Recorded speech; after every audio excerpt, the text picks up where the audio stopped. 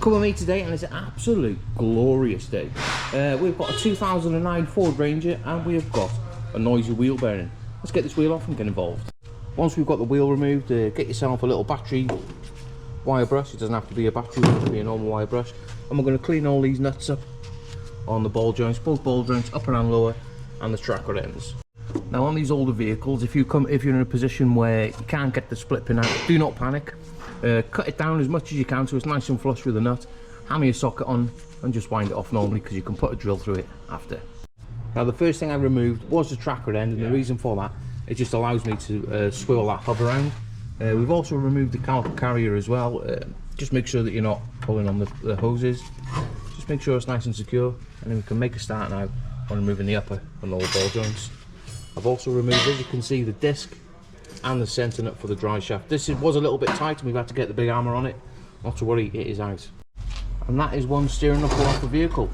And that's the new wheel bearing that we're going to be pressing in. It is quite a big one, to be honest, almost the size of my palm. We've got a new seal and a new circlip as well. The outer seal here, we need to get it off. Get a bit of a pry bar in there and use your hammer and it should just pop out. Once you've got the steering knuckle in the vise, we need to get the drive flange now out of the bearing so we're allowed to press it out.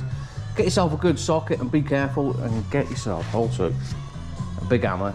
And if you hit it right, you should get it out first time. Let's give it a go. I hope it comes out. Let's go second time. Fucking tight, that, I'm not gonna lie. There we go. That's the money shot. Eventually, now we've got that drive flange out, there is a circlip in there that we need to remove, so we're just going to get our pliers now, remove that, and then we can put it in the press and press that bearing out. Now, just a little tip for getting these circlips out, if you don't know how to get them out without struggling, get yourself a little bar. Well, I don't know if you can see, I've got a little point on mine. Put it in the hole, give it a little tap, both sides.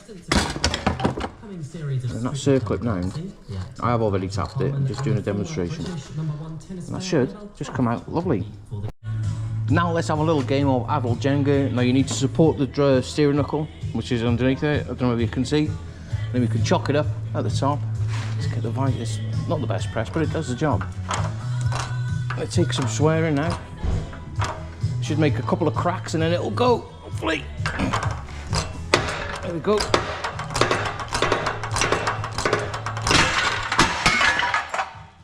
Perfect. Now we all know where this is going.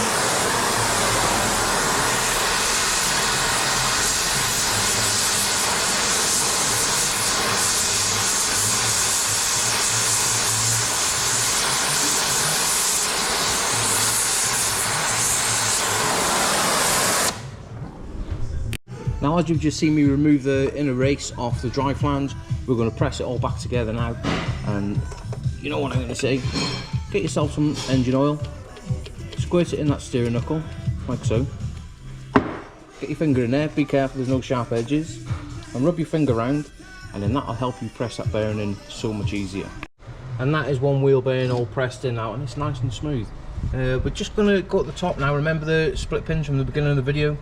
We're just going to knock the broken pieces out of the upper ball joint and the tracker end. I was lucky enough that they've come out the bottom one, fairly simple.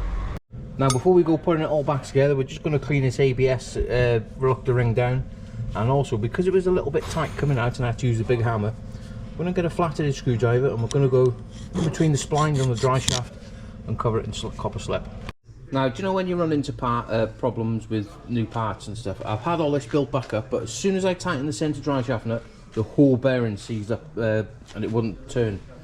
So it scratched my head a little bit. I've been on the phone for part numbers, checking them and one thing and another. And this little scraper seal at the back,